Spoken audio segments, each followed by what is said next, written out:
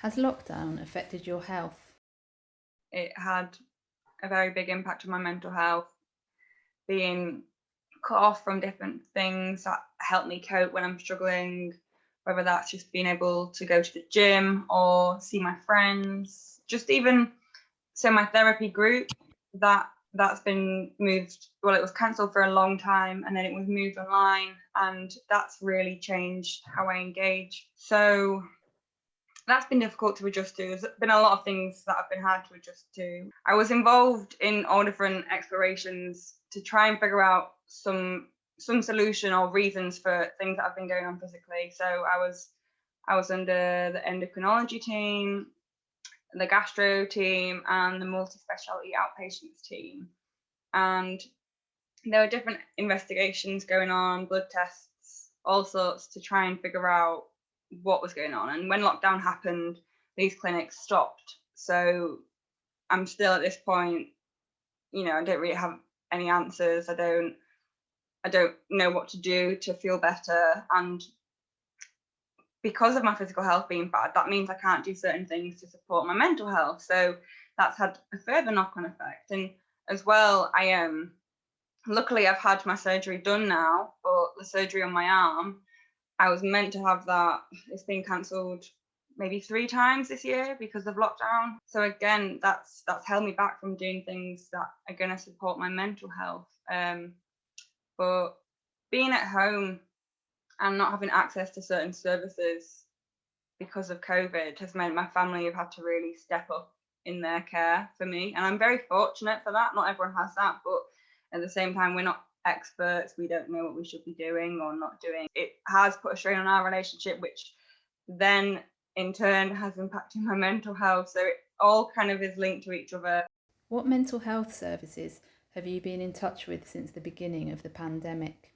Since lockdown, I've contacted the crisis team or single point of access, whichever it's called right now. I've contacted them several times, not that many, but things have been quite desperate this year, so I've reached out a few times. But there's been quite a few problems with our interactions, and their offer. So just really commonly things like not calling back when they say they're going to, or not calling back at all, or then not having the right contact number. It's often felt like a lot of excuses and not any reason that makes it feel, I don't know, when you're in crisis, you need help then and there. Like most people calling that, it's the last resort. It's not the first thing they think of. They've tried everything and they're out of options. So that's been really frustrating. I have also had support from intensive support services this year. I have had quite a few negative experiences with them in the past, but this year has been quite positive. Could you tell us more about the intensive support service? So, in the past with ISS, intensive support services, I have unfortunately had some really negative experiences that have really led me to mistrust the service entirely. And that has meant that I've not received support from them when I probably should have or could have, and then could have avoided an admission to a hospital or a bigger crisis. So in the past, some really common things for me to experience were people promising something pretty simple and not delivering it. Having an appointment for someone to come out and visit me and them not showing up. Someone saying they would call me or send a certain resource and them not doing that. Someone having an appointment for one person to come visit me and then someone turning up at the door who I'd never seen before. And just these things not being communicated. So it led to the point where I was being advised to get support from ISS and I didn't want to engage with intensive support services. So they would propose, let's have a meeting, let's figure out what we can do to make this better, because we want to support you. Let's give it another go. So again, this has happened on maybe 3 occasions where we've sat down, had a meeting, and we've laid out exactly what's going to happen. They've promised what they're going to do, what they're not going to do, just simple things. So for example, a really tangible one, we're going to work with you for at least 3 weeks, and we'll review on the second week, because right now things are really bad. We want to figure out a long-term plan. So yeah, I thought, right, 3 weeks,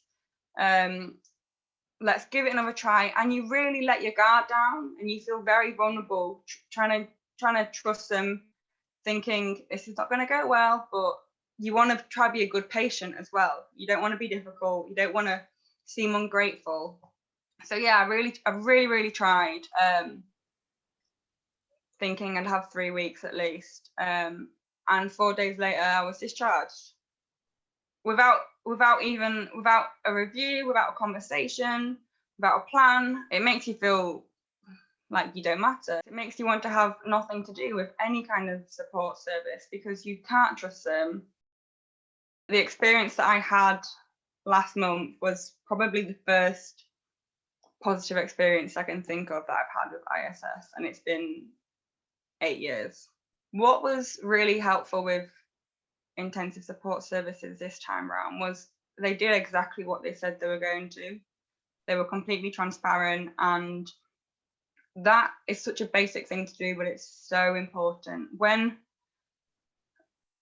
Even when someone's not well, just doing what you promised to do is such a big thing in building trust, building that rapport, and that's crucial for someone to be able to open up to you and receive support from you. And especially when you're unwell, I was pinning a lot on what they were going to provide. So it was really a pleasant surprise when they actually did what they said they were going to do. And I was like, oh, this is how it feels when things go well. It's good. I'm actually feeling better.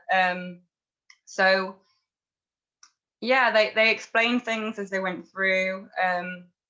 They came out to see me in my home environment, and they were very, very compassionate. They were very kind, very patient. They involved my mum and dad, and they made sure I was comfortable with that, of course. But because I was struggling so much to communicate certain things, they were more than happy for my parents to be involved to help me communicate, which was a really big help. In the past, that's not always been something that they've allowed.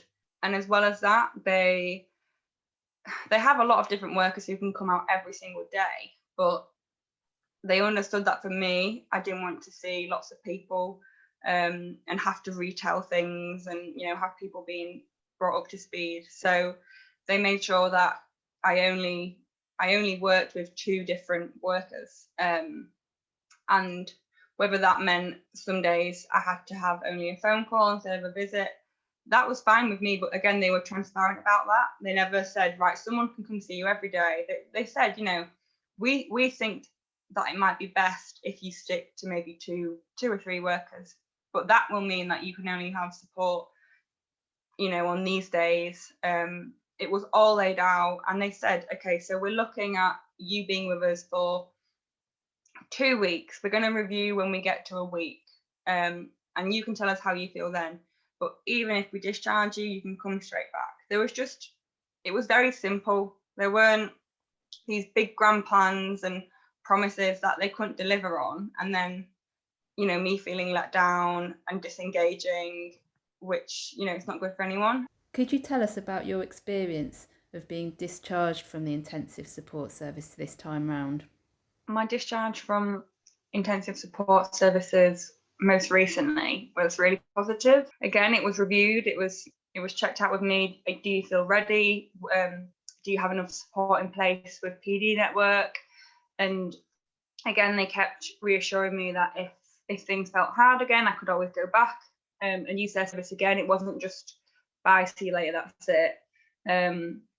So my discharge, it was due to happen on a Friday, but the worker that I spoke to said they thought it'd be a good idea that they keep me on over the weekend, as Personality Disorder Network aren't open over the weekend. So in case I needed any extra support, they were there if I needed, rather to be safe than sorry. And then on the Monday, we reviewed, and the worker that I mentioned, he spoke to my care coordinator with Personality Disorder Network, and they made sure that we were all on the same page. We all had a plan of what was going to happen after my discharge from ISS. And then on the Tuesday I was discharged, so it felt appropriate. It didn't feel scary. It felt like it was the right thing to be doing. If you could change one thing to make things better, what would it be? I would definitely change how crisis services work.